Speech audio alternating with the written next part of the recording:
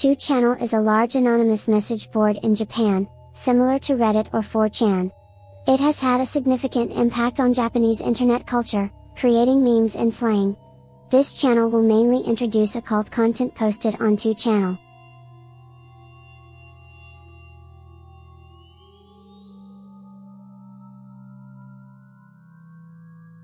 About 4 years ago, there was a time when I went on a double date with a senior, his girlfriend, and a couple who were acquaintances of hers. So, when we were having dinner on the way back, the girl from the couple suddenly said, "I want to go see Mr. Yamanishi." Oh, by the way, the senior and the couple didn't know each other, and this was their first time meeting. The senior's girlfriend and the guy from the couple were apparently friends from the same middle school, and the guy seemed like a quiet type. It was already late at night, and both my senior and his girlfriend were exhausted and just wanted to go home. On top of that, the girl seemed like someone who would misunderstand things easily, and my senior was already getting pretty annoyed with her. But since the girl was quite cute, the other guy kept sucking up to her, trying to stay in her good graces. I thought, aren't they a couple, and felt a bit confused, but then I figured, well, let's just go along with it for now to save face, so we decided to go. The cheerful guy and the confused girl, let's call them X guy and Y girl out of pity, apparently met through something like an online forum, which isn't so rare these days.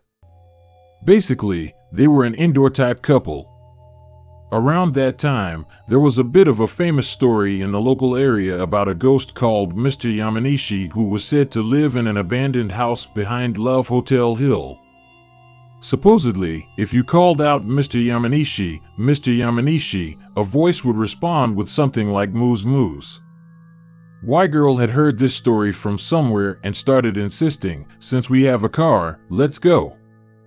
There's this hill full of love hotels a short drive from the city, and behind it, there's a mansion district. But to get there, you have to drive around the front of the hill and down, so you can't reach the back unless you're driving." So, sure, I understand why she thought it would be convenient to go by car, but my senior was really struck by how brazen and shameless she was. Anyway, somehow we ended up going. My senior probably thought he could say something on the way back to suggest going to a hotel or something, lol. His girlfriend was really against the idea, but he somehow persuaded her. Y-girl was super excited. Even though no one wanted to hear her stories, she kept rambling on about ghost stories she knew. Later, my senior said, thinking back, maybe she was already acting weird by that point. In the end, since it was the middle of the night and we couldn't exactly drive right up to the place, we parked the car in a lot a little below the top of the hill, and walked to the abandoned house Y-girl had been told about. The abandoned house was apparently once owned by an old noble family, but during the bubble economy, it was demolished, and 2 houses were built side by side. However, the owner disappeared due to debt or something, so the houses were left abandoned. One of the houses was supposedly intended to be rented out, but that never happened. You know how slaughterhouses or meat processing plants are surrounded by tall hedges so you can't see inside? The mansions were kind of like that, with really tall hedges, and there were 2 of them standing side by side. Y-girl, following what someone had told her, kept walking straight towards one of the mansions. My senior and his girlfriend started to feel like maybe this wasn't a good idea. Since my senior was older, he had repeated a year in high school and also took a gap year for college. He thought about stopping, but Y-girl kept walking ahead, so they had no choice but to follow. Y-girl had really long hair, but she was walking so fast that her hair wasn't even touching her shoulders. The front yard was overgrown with weeds, but the mansion itself was surprisingly clean. Although the house was dark, the street lights were quite bright. It didn't feel as ominous as they'd imagined, and the gate was open, so they just walked right in. X-guy was silently walking behind them, and my senior asked, "Are you okay?"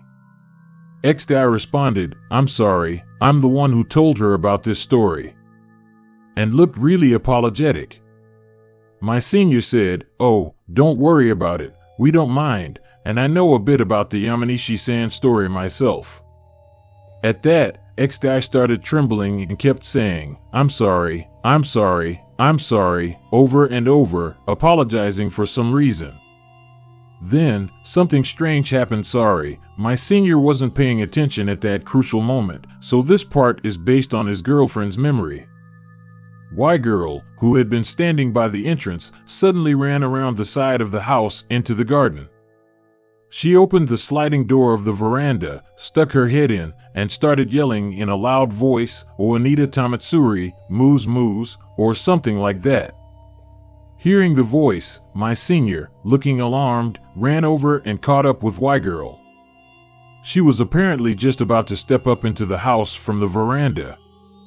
She had twisted her body in a figure-4 position, grabbing her right sneaker with her left hand to take it off, and was moments away from entering. My senior vividly remembers the sole of her sneaker being oddly white. I know, my explanation isn't great, it's hard to convey exactly what her posture was like. Realizing this was bad, he and ex-guy quickly grabbed her together and managed to restrain her, but she was surprisingly strong, though it's unclear whether she was possessed or not. She kept repeating moos moos over and over, so they borrowed a handkerchief from my senior's girlfriend, combined it with his own, and stuffed them into Y-girl's mouth to keep her quiet. Then, they supported her from both sides and carried her back to the car. Fortunately, nothing else happened after that, and they managed to make it back to the car. Y-girl kept thrashing around, but as soon as she got inside the car, she calmed down. Ex-guy, who had been holding onto her from the other side, said that Y-girl sobbing and muttering moos as they walked was incredibly creepy. After that, they didn't want to split up immediately because it felt too unsettling, so the four of them ended up checking into the same love hotel. Of course, they didn't do anything, lol. Even the next morning, ex-guy and Y-girl were still in a dazed state. Later on, ex-guy and Y-girl apparently broke up, though some say they were never really dating to begin with. It seems that Y-girl's mental state deteriorated afterward, and she ended up taking a 6-month leave of absence from her university. She had been enrolled in a fairly well-known science department at a local university, but she ended up dropping out and transferring to an art school. When my senior's girlfriend met her again, Y-girl had cut her hair really short. They had a quick chat over tea, but what freaked her out was that Y-girl kept nervously touching the back of her hair and pulling at it while talking. It was really unsettling.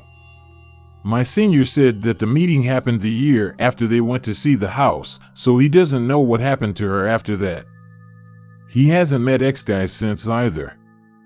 I heard this story when my senior brought snacks to a club camp. He was 3 years older than me, and I didn't know him personally, and to be honest, he seemed like a shady guy, so at the time, I thought he was just making it up. But after I got my driver's license, I actually went to check it out with some friends, and there really was a house that looked like the one he described, and just to clarify, there's no sign with Yamagishi on it.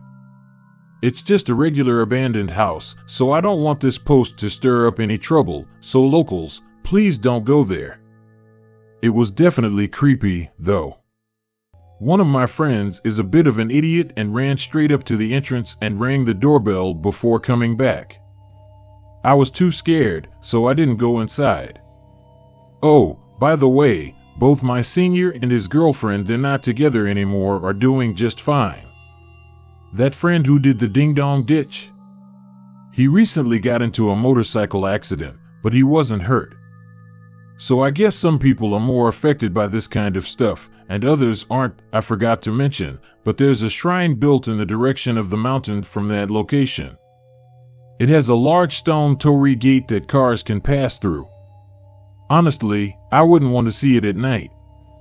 That shrine is pretty creepy, too. If you go in from the back to the side where the abandoned mansion is, there's this small wooden structure that's surrounded by a rope, right next to the building where the shrine maidens and priests seem to stay. I noticed this when I went to the shrine on a separate occasion with my girlfriend. The thing is, unlike the bamboo trees around it, which were covered in Amakuji fortune papers, this rope didn't have a single fortune tied to it.